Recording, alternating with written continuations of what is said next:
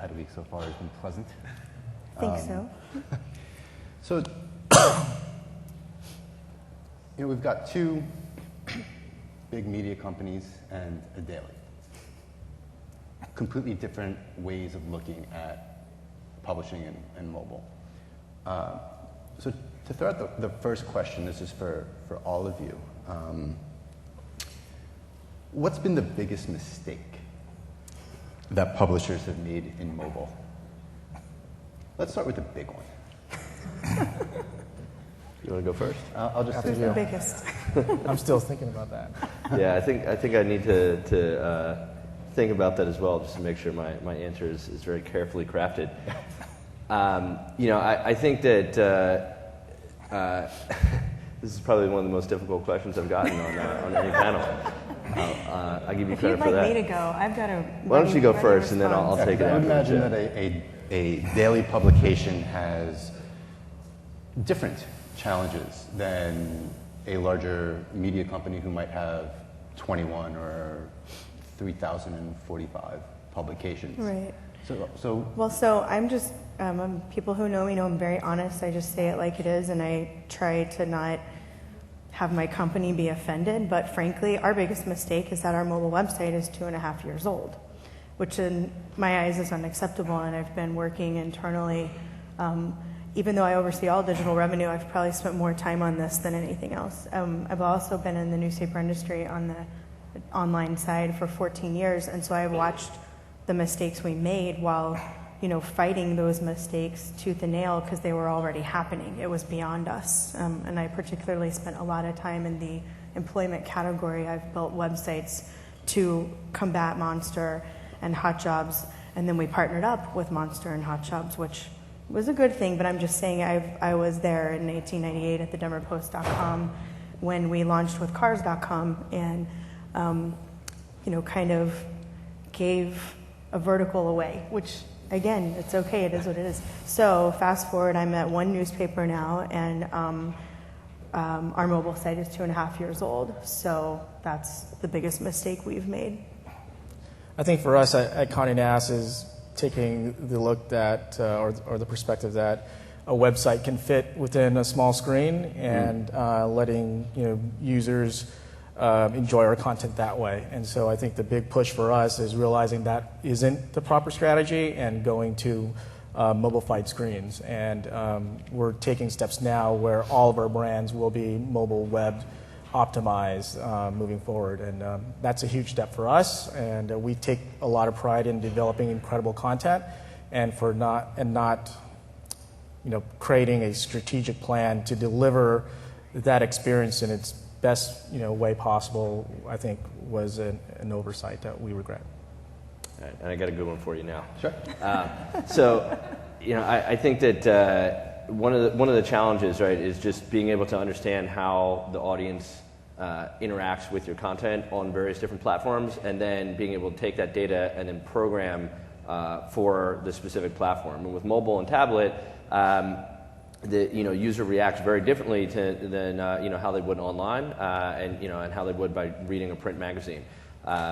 People, one of our largest titles, for example, has actually just recently hired a mobile editor to actually program content specifically for the mobile device, realizing that the user initially, I think the strategy was, well, because it's mobile, people are just going to snack on content and they're going to be there for a really short period of time. But when we started looking at the traffic patterns and the amount of time spent on mobile, we found that users were actually on our sites for in some cases 8 minutes or longer, and they actually wanted to consume more content than we were offering them. So be able to program for the device, make content easier to find, but not necessarily shorten the content, not make it something that's always viewed as snackable. You have that content too, but then also have that longer form content that we recognize this. In some cases, it's the user's main access to the internet. They're not even accessing our sites online. They're not accessing our sites on tablet. It's just mobile, or it's just one of those devices. So you want to be able to provide your full breadth of content for the user in the easiest way for them to be able to discover it as possible.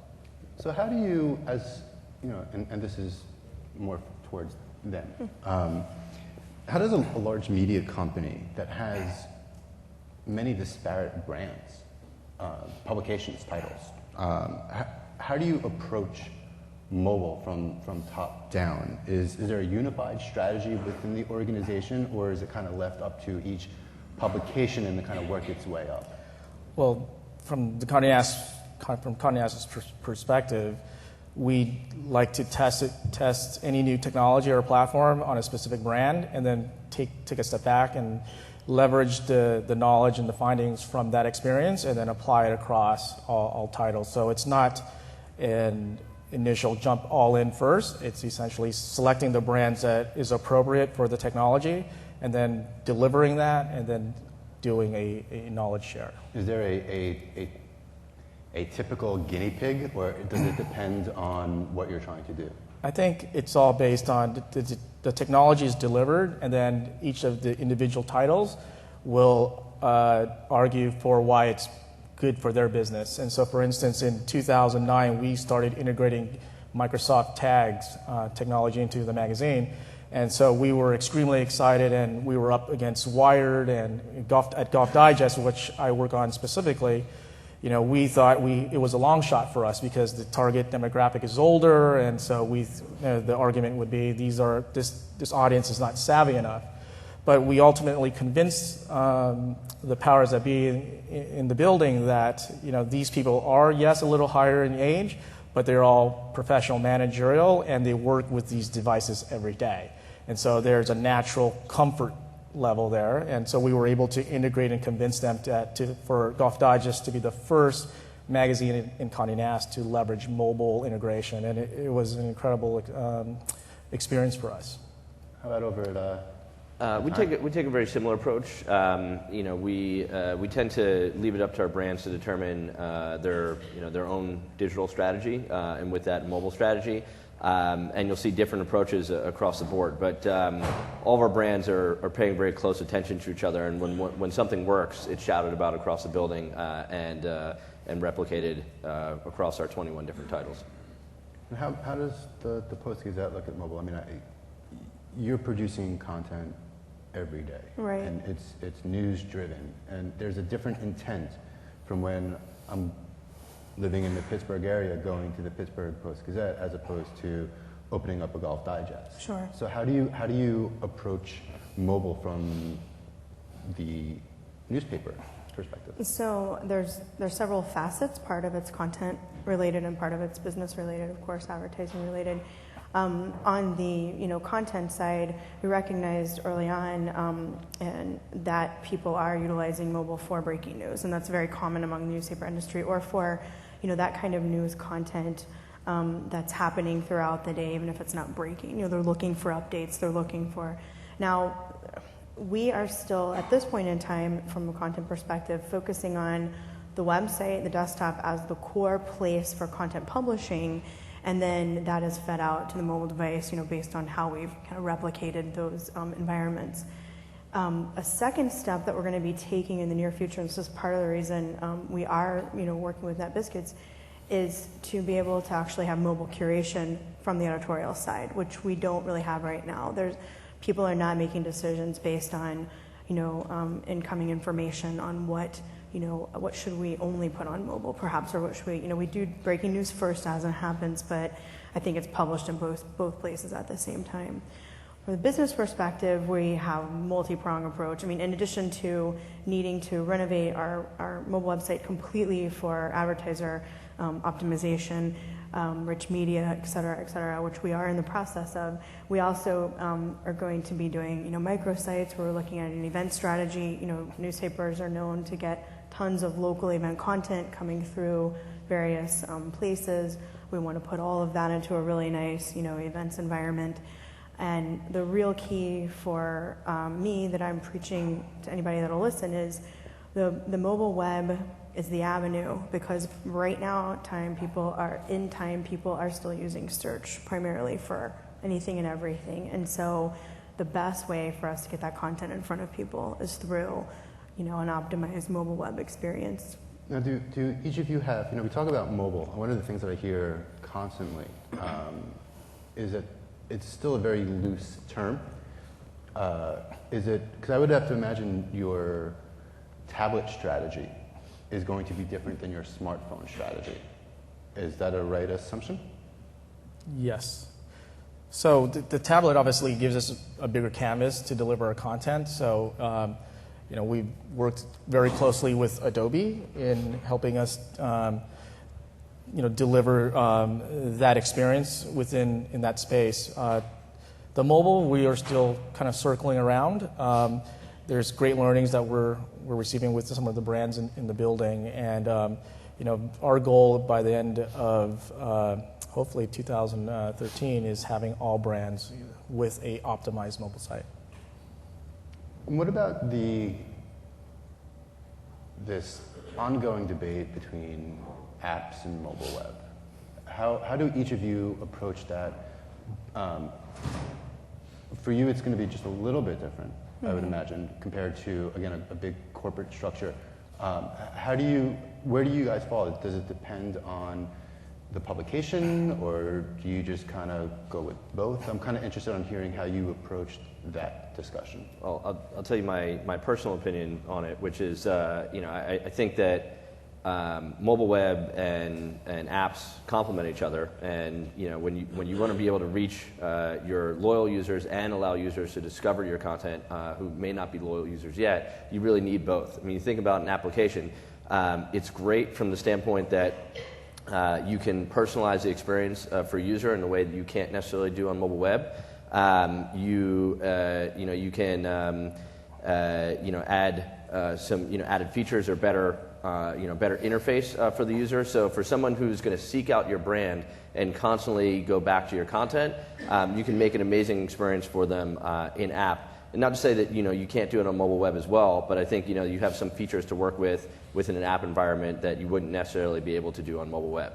But that said, in terms of linking from search engines or sharing your content socially, you need a mobile web strategy as well. So if you have both together, right, you have your loyal fans who are coming into your app saying, oh, I love this content, I want to share it with my friends, send it out, right, and then once it's sent out, it links back to that mobile website where the same content exists, and you're getting more users then tracking and following your content, who will then go through that funnel of being a kind of discoverable user, moving into an app environment to become more of a loyal user.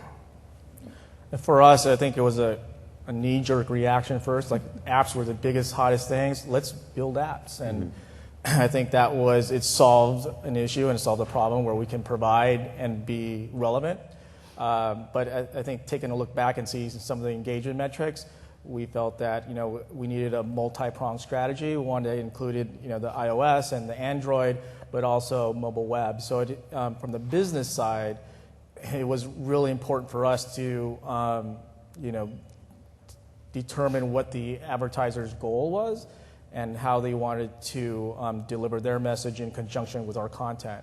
But from an editorial side, I think we have franchise content. So it was very easy to develop an app based on, let's say, the top 100 courses to play ranked by Golf Digest, rather than having as a mobile site. And from a financial perspective, we can go out and sell the sponsorship of it, and within this platform, knowing that it's the latest and hottest thing.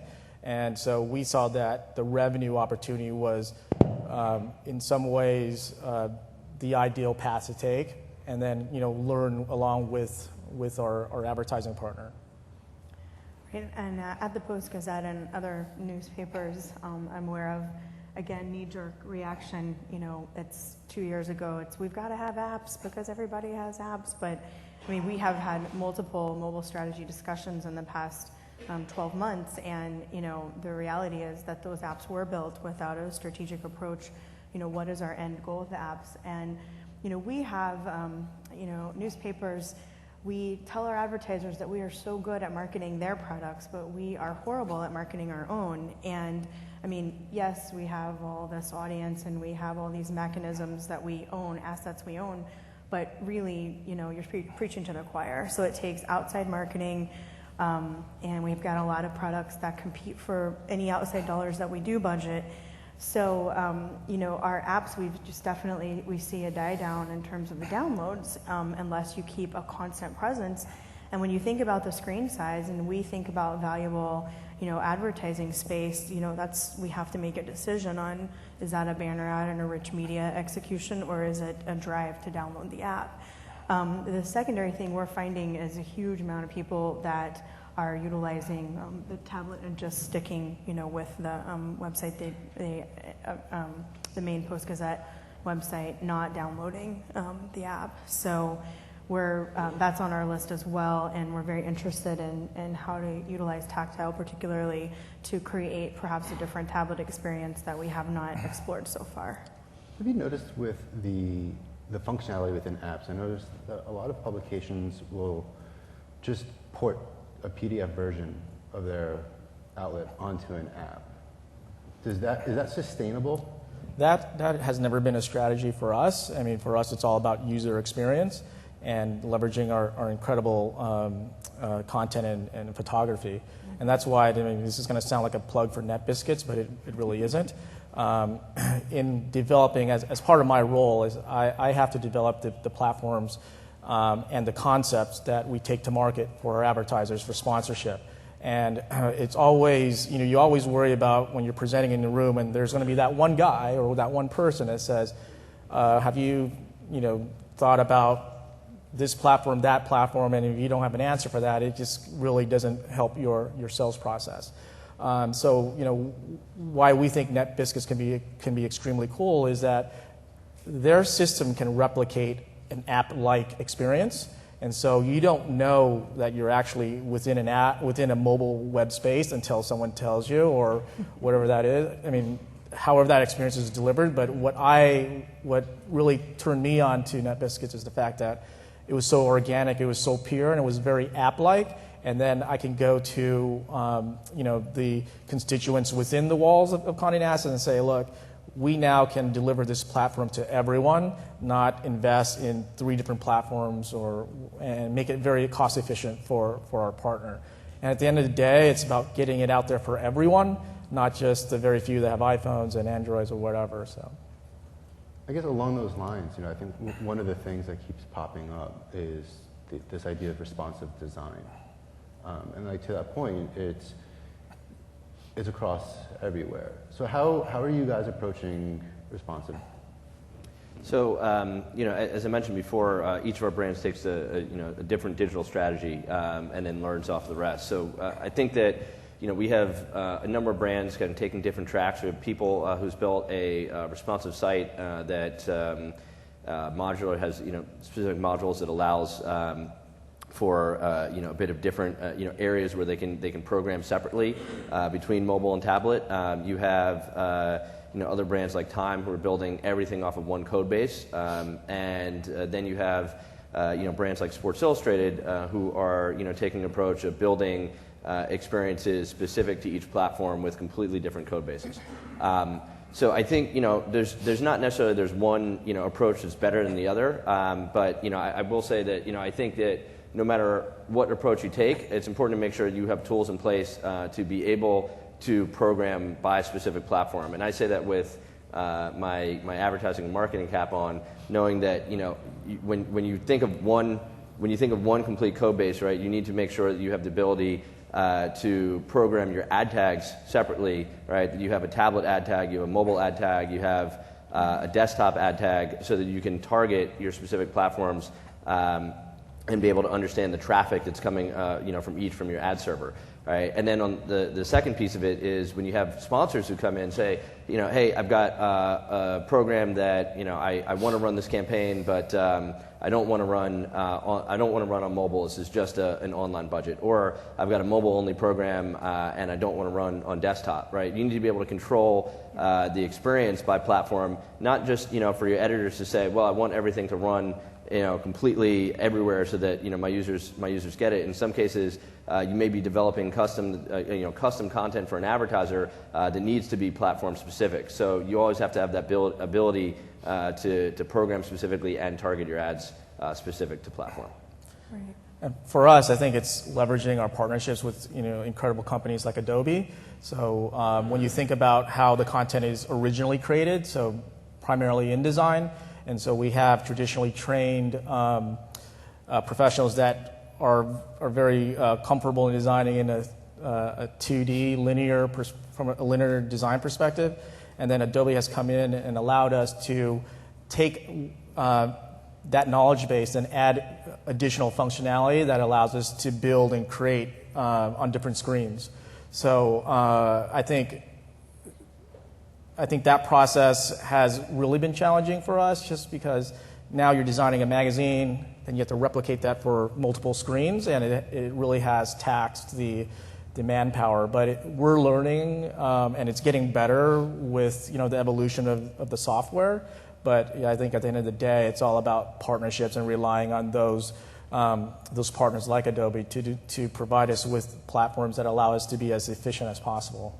Right, and I think it was said earlier today, perhaps by Kim from Coke, that responsive design can solve some problems in the immediate sense, but it also assumes that your experience, that you want to see the same thing just on a different device, and that's really not true. And I think in at the Post-Gazette specifically, we are going to explore, like I was talking about mobile curation earlier, but also just completely different experiences through tablet and through the various devices. And so I realize I've already plugged Netbiscuits a bunch, but really, I mean, what was so attractive to me about me is that I have a very wide-ranging view of what a newspaper should do in a market, and we are only barely scratching the surface of it at the Post-Gazette. So we have a lot of lifestyle content interests to develop, and we create a lot of content, and then it lives in one little tiny place, and we need more places to put it and repurpose it. And I believe we're going to reach different audiences, that it's not just somebody that read the life section earlier in the day and came back to finish an article, but rather parenting content that we're developing, the events content, family things to do, all of that. We may need to repurpose that in a totally different way in a tablet environment. And I'm not saying it needs to be a separate site, but to be able to utilize Netbiscuits to build that out more quickly than in a native format, that's our big interest in it. And if I could add to that, I mean, for us, and everybody in this room, I believe, it's all about supply and demand. Mm-hmm. And a lot of the conversation really is, everybody wants to do the coolest, latest thing because these are the buzzwords. And I like to start my meetings with, let's put things in perspective. From a Golf Digest standpoint, we still have 1.65 million folks sitting down writing a check to us every year to request this content in print. Yes, we can deliver in the mobile, social, and emerging media environments, but if you are a marketer with a warehouse full of product that you need to move, we can count all of the audience numbers up here. Even if you had 100% penetration, you need to be here in the print room. And guess what? The majority of these emerging media opportunities, they're primarily free. There's a cover charge to go into the print room. And so, we want to help you deliver your message everywhere, but we also look at our analytics, and we know that 25% of our page web views are coming on mobile, and as across all Conde Nast brands, the mobile traffic has increased by 700% in the last 3 years. So that's nothing to joke about, and you have to really pay attention to that. So as the scales go this way, then we will be ready. But right now, the game is still here from the mass perspective, but we're also cognizant of the opportunities that are ahead of us. And that you bring up that 700% growth. It seems that history is kind of repeating itself with publishers in that when we started moving from traditional to digital, we kept kind of kicking the can down the road in terms of adopting, whether it's giving away content for free or how we're going to work with advertisers. And it seems that's kind of coming around again when it comes to mobile. Are you seeing that also? Or are you seeing publishers are actually starting to now really say, oh, wait, if I'm getting 25, 30, 45% of my traffic coming from mobile, I need to be able to figure out how to close that revenue gap between desktop web and mobile web? I think that there's a huge focus on figuring out how to close that revenue gap. I joined the company about 3.5 months ago, specifically for that purpose, help time make figure that out. I think that you can't ignore the fact that there is the 800-pound gorilla in the room, which is print, is still generating tons of money and billions of dollars. It's I think still the most lucrative platform between when you look at print, desktop, tablet, and mobile. But you're seeing the traffic shift over, and so there has to be a way to be able to monetize that. I think that everyone understands that it's not just the publishing industry that that needs to accelerate its pace, right? It's the advertising industry as well. We're seeing less dollars spent in mobile advertising than we are on other platforms in comparison to the amount of traffic that's available on mobile. So that it's a shift that needs to happen across the board. But as publishers, we need to do our part to make sure we're positioning ourselves to clients and agencies to give them the best possible solutions so that they're not afraid to spend their dollars there. How come advertisers aren't spending in mobile? I mean, mobile is a very personal device. We all have multiple. So how come the reticence from advertisers? I think that there's a number of reasons. I think they're actually spending at increasingly at a rapid pace than we necessarily give them credit for. We think about how quickly mobile has evolved as an advertising medium, and then with tablets on the scene, how quickly tablets have evolved as a new marketing and advertising vehicle. So, to say that, hey, you've got a big brand, such as, Coca-Cola or P&G, how come these guys haven't gone from 0 to 60 overnight? Well, we have to give them some time to get their learnings and figure out, what actually works in that space before they start putting huge dollars in there. I think that there's a lot of improvements that are happening lately, whereas, a couple years ago, I'd be out in the marketplace talking to, some agencies and clients. I had a client who told me, well, I don't necessarily want to advertise on mobile because the experience is too clunky. I don't think there's one single client who would dare to say that now, given the new rich media capabilities and and the types of campaigns that we now have in market. So the advertising market for mobile is evolving, and I think it's going to continue to grow rapidly fast. But in order for brands to spend the big dollars, they need to get their learnings there first, and they need to put their ducks in a row to have the right resources behind creating those marketing experiences to then put the dollars behind them.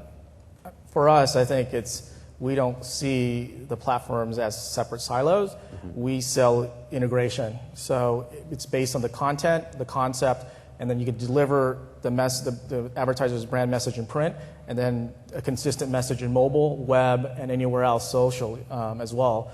So, once we determine we sell the platform, then we divide the revenue, if you will, to what is most important to the client. So here's the big idea. Here are the platforms where we can deliver this big idea. You tell us which platform is most important to you, and then we'll customize it that way. So we're not force feeding them a lot of print or mobile. It's tell us what your strategy. We will ideate with you, and we'll deliver a solution that ties in everything, and that's why it's integrated marketing. Well, and newspapers are, obviously the print model is very different from the magazine environment. We have daily publications, and there is a lot of overhead that goes into that. We also, it's no secret that readership has declined in terms of not only have the circulation numbers declined, but there are people who take the paper and then tell us through respected survey technology that they are not reading it. We've moved to 30-day instead of, we used to measure by 1 week, how much did you actually read this, that, the other thing by a week. We've moved to 30-day. And we are gathering information about usage of the product in print, online, all of it, and looking at all of those things through the research mechanisms. But the reality is that the newspaper price points have remained high because our infrastructure hasn't changed. We still have to pay for ink, we still have to pay for paper. Now, yes, circulation declines affects those price points, but the press and the people that run the press and all of those don't change if your circulation goes from 500,000 to 300,000. Those hard costs affect our ability, in my opinion, in the newspaper industry as a whole, to price things effectively. We still have enough of an advertiser base that believes the print product works for them, even though they recognize in certain instances that they can't prove it. They admit that to us. There's a fear factor. We are battling well, I tried online and it didn't work, so why would I want to try mobile? Those types of things. And I've worked in lots of large markets, actually, in 14 years. And what's really interesting is that I still hear today some of the same things that I heard in Denver in 1998. And of course, the other part of it, though, is that those advertisers started spending money with different digital choices that we never even knew about. And they didn't think to tell it to us because they thought, you're the newspaper, you can't do, X. So a part of what we do is education. This is leading back to your question about why are advertisers lagging. We spend a lot of time educating, on the ROI. People throw that term around. What I'm interested in, it's why I asked people today a lot about measurement, is does this activity drive a sale for you that you're tracking?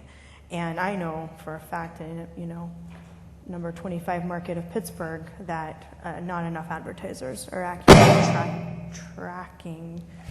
Whoa.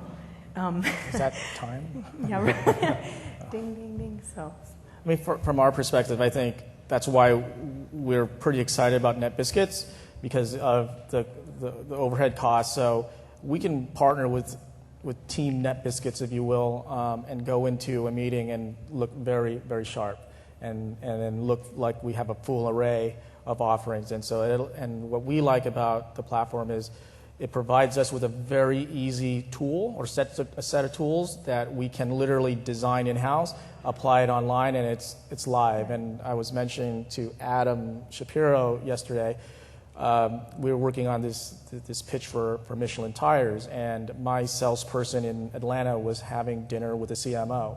So, prior to the dinner, I sent her a link with the Netbiscuits, comp, if you will, and showed it over dinner, and it led, a mildly warm conversation to extremely hot.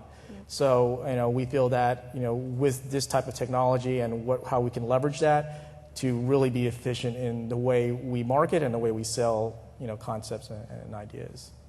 I think one of the interesting things that I'm noticing about the mobile space, it's for all of the challenges, right, with the small screen, which means you're going to get served fewer ads, the banners are tiny. But there seems to be this growing trend of native advertising that is really, it seems to be really meant for mobile, that it can get advertisers, publishers, consumers kind of all on the same page of seeing that content and then being able to do something with that content. Are you guys seeing native advertising rising up in your own companies? We're very excited about a new app that we're rolling out with our partner GolfLogix. It's a GPS app, which I think I'm going to show later. But this app really allows us to bring our content, because traditionally Golf Digest content is enjoyed or immersed or enjoyed off course, right? You're reading about it and you learn instruction, you learn where to play, you go. Well, this mobile opportunity allows us to bring our instruction content during the round.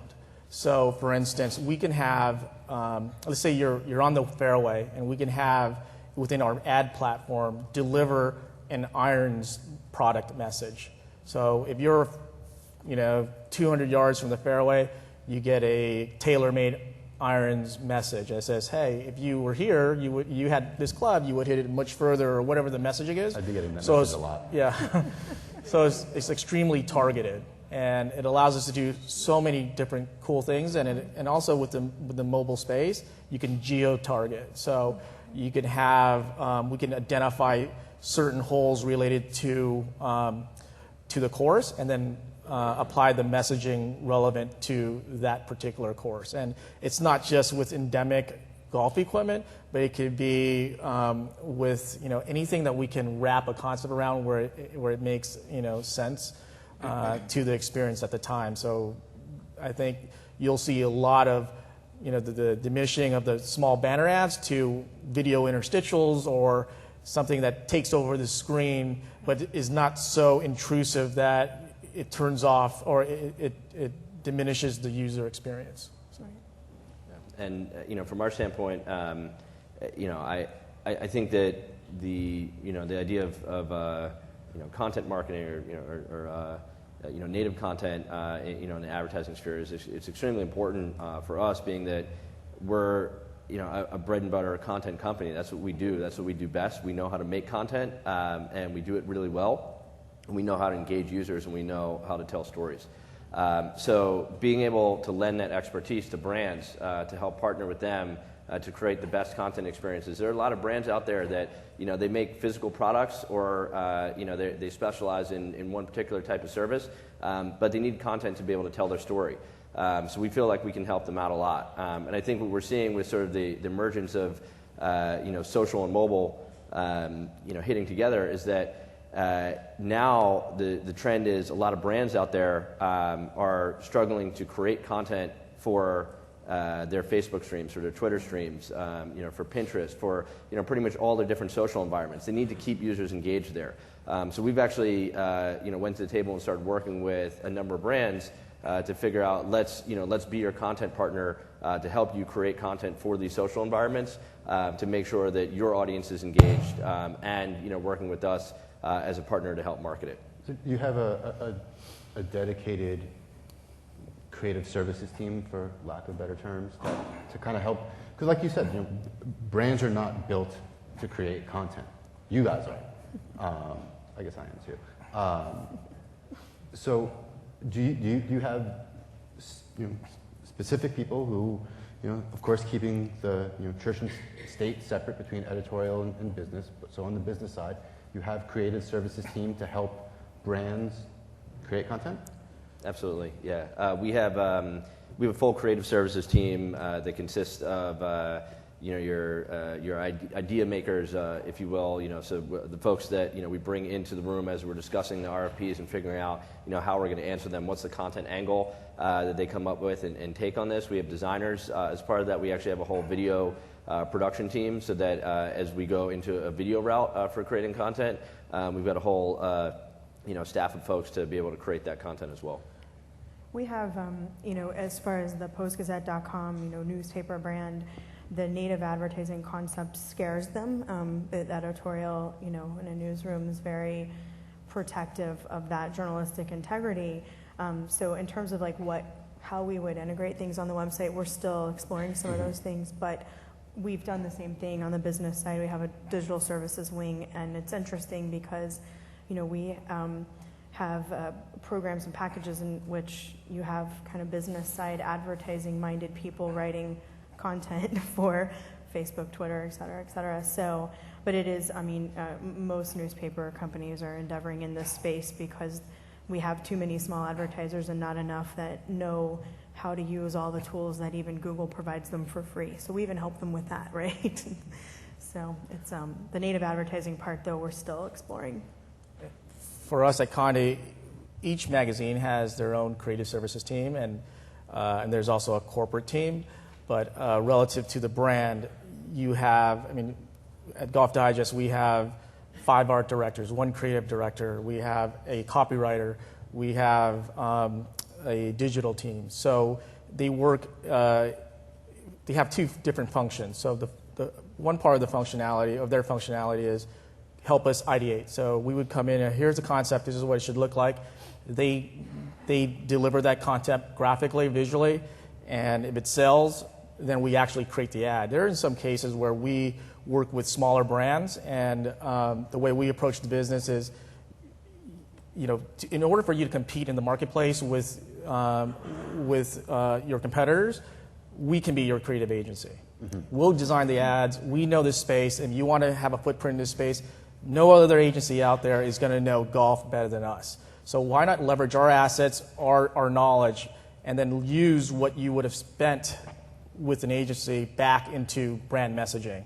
And that can be delivered in print, mobile, social, et cetera. So when you just have to know when to pull those triggers.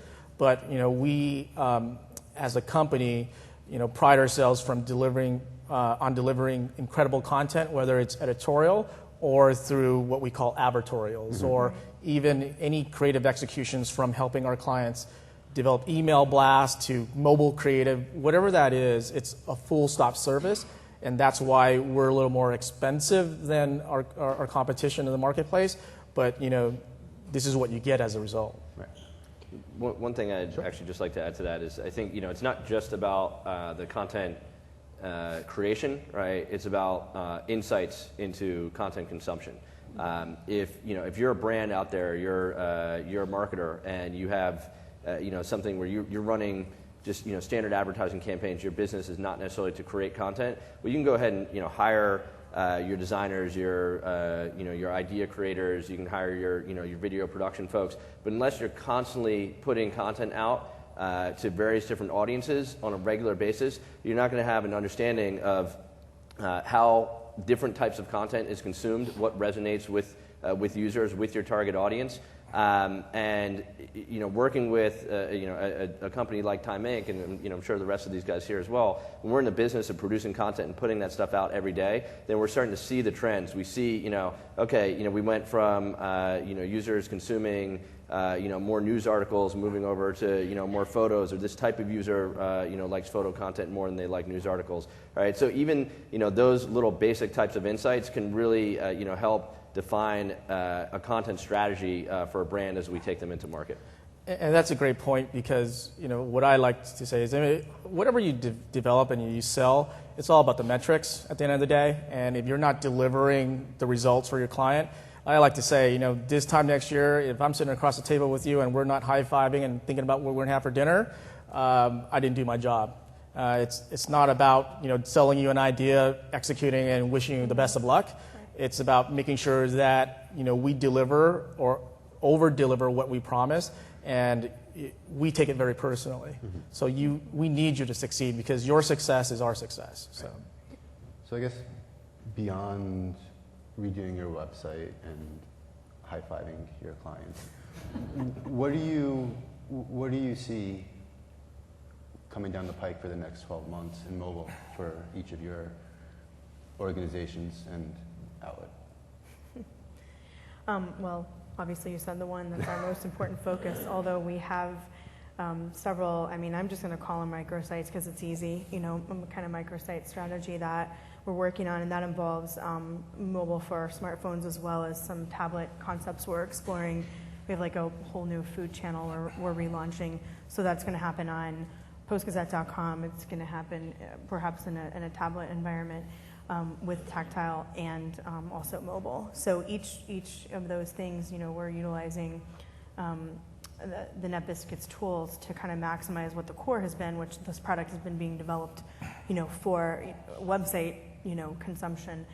And so that's those types of things we're doing. We're also focusing on utilizing the Netbiscuits tools for our client websites through our digital services. So we do offer that to clients as well, and there are a lot of them in a place like Pittsburgh that not only do we need to help them with their main websites, which we do, but now we're bringing the mobile piece to it, so it becomes a package we can offer, and it becomes another revenue stream that's really good for us. This might be a good segue, David. If you want, should I show my slides now? And literally what we have planned for the next 12 months and what we're really excited about. Nice. So if anybody's looking to advertise. Nothing like the soft pitch. Right. So let me step here so I can see the screen and accurately describe it.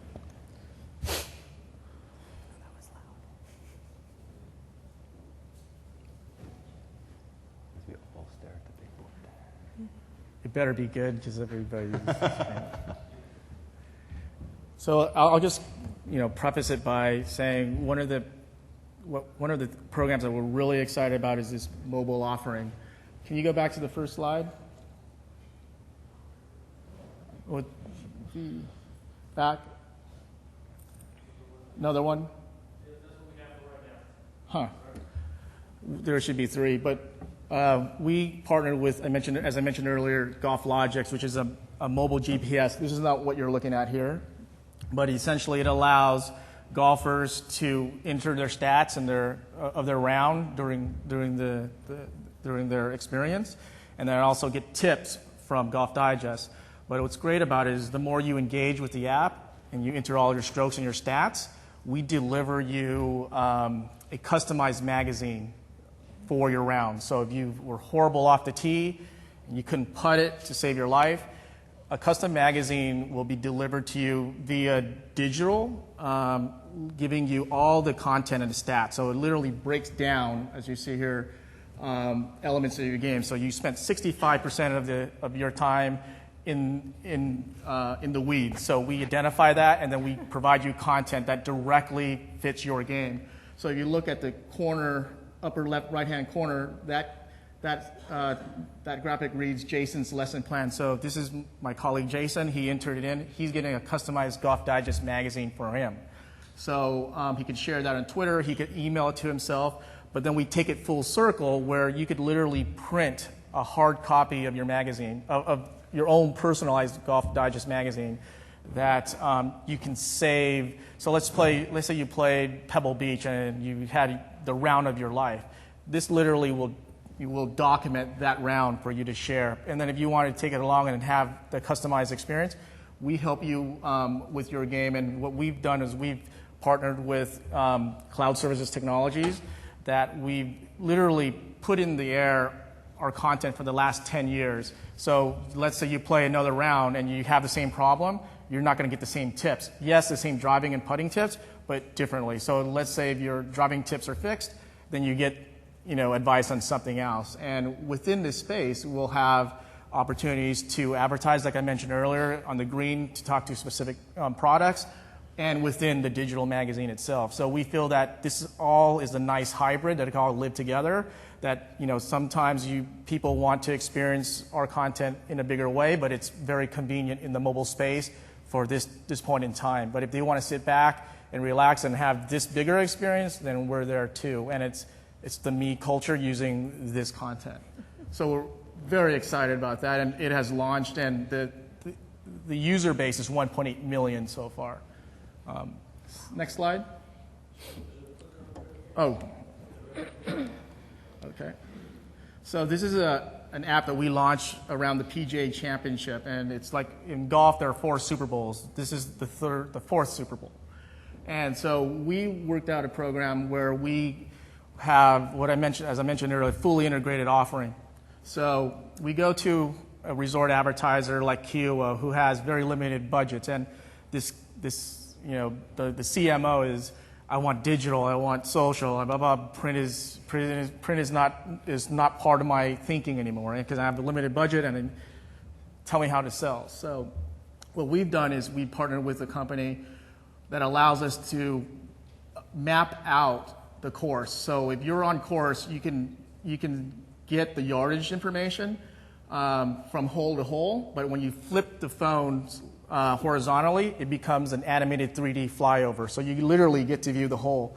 And what we do is we add additional sales opportunities where you can share the app, the property can market their weddings, spas, and any services that they have to this client. And so how we like to present the platform is we can build you this super cool environment that addresses, this app actually is on Android and iPhone as well. What we want to do is we want to make this content everywhere. So you can now market the app, but we can create this environment. But if no one knows about it, no one's going to download the app. Oh, by the way, we have 9 million people that go to our brand every month. So this allows us to build your incredible restaurant and look at our print platform as essentially the yellow pages. And so now this resort is able to deliver a mobile strategy on both platforms. We take the content, we integrate it on their Facebook page, so you have the flyovers on the Facebook page. We integrate the content on their website. Oh, by the way, we've also written quite a bit of content about your course, so we add Golf Digest content within it as well to add credibility, and you then buy the print. So all of this for the same price as you bought the print. And so when you say that to somebody, it's hard for them to say no, and there we are. And the way we're taking it in the future is we'll go to beyond the course. So let's see, I'm losing BMW. They sponsored the BMW Championship. Right. Now we can go to the BMW and say, you can sponsor this app and give the folks on course a better experience when they're walking around. Or that guy that's 3,000 miles away and he's watching it on TV, and he can experience this tournament in a much better way. So you have incredible engagement, and while he's watching it on TV, guess what? BMW ads show up on the phone. So, this is some of the ways that we're leveraging mobile. And then this is the Netbiscuits example that I talked about. Came up with an idea with Michelin, and it's a four-season tire, so we brought in the four-season concept for drives. So you enjoy every drive, every season. Click here to experience each of those, data capture. And so my art team developed and designed the screens. I shot them to Adam. Adam put it together for me. And next thing you know, it's sitting in front of a client over dinner, and we're selling the program. So, Yeah. Cool. that's it. Time? I didn't know we were allowed to bring slides, but Damn. I got some verbal thunder for you guys. So we spent a lot of time thinking about 2013 and what the big challenges are in mobile, not necessarily just within Time Inc.'s walls, but outside of that.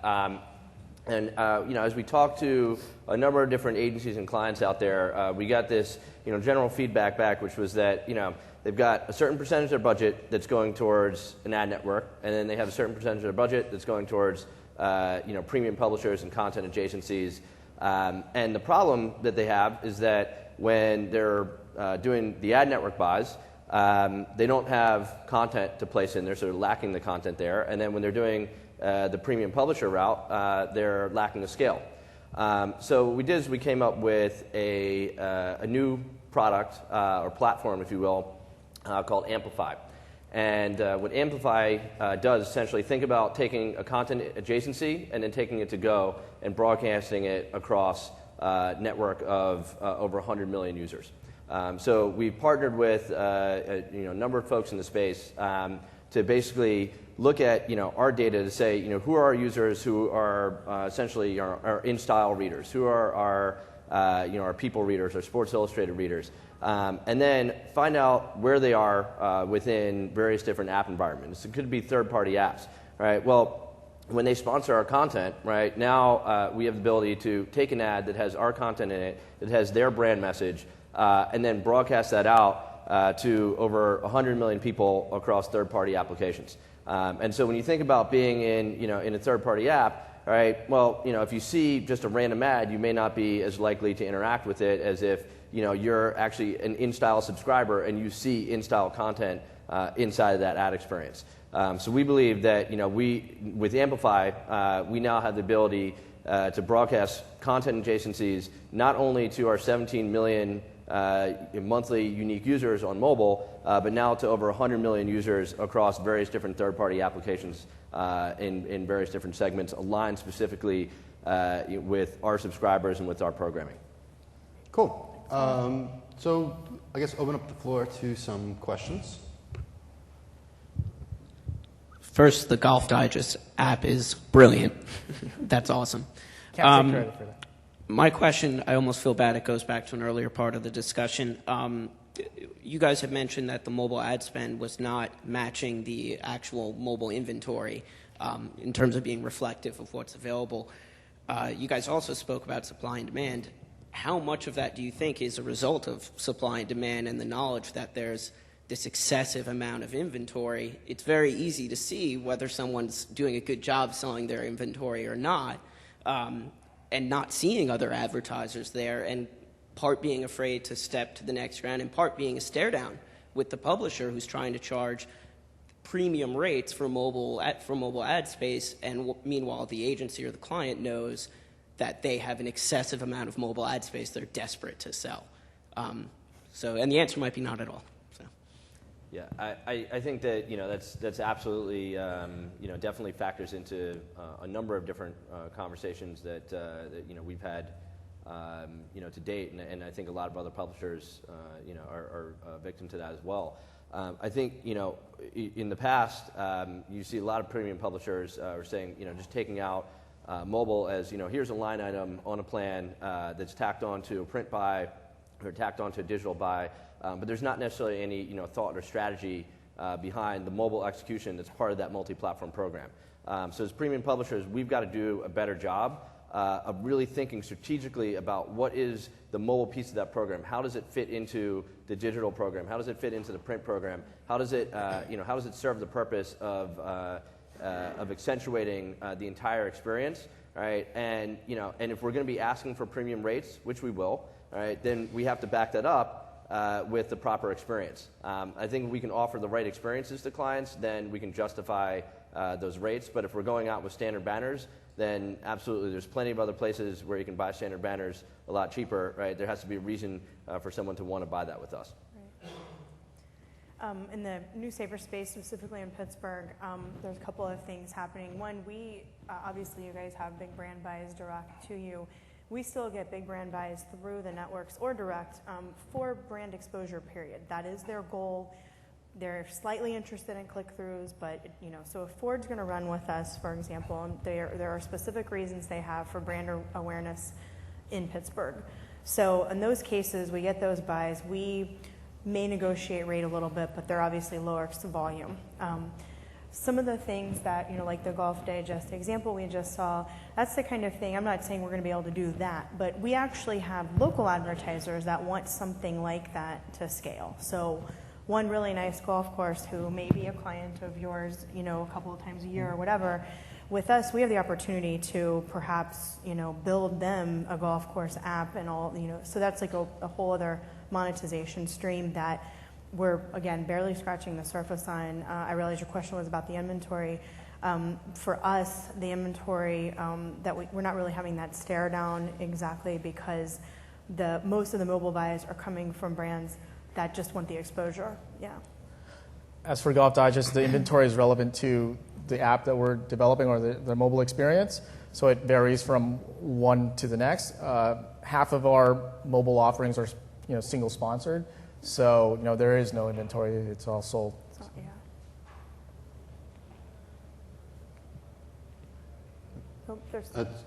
Oh, there's one more question over there.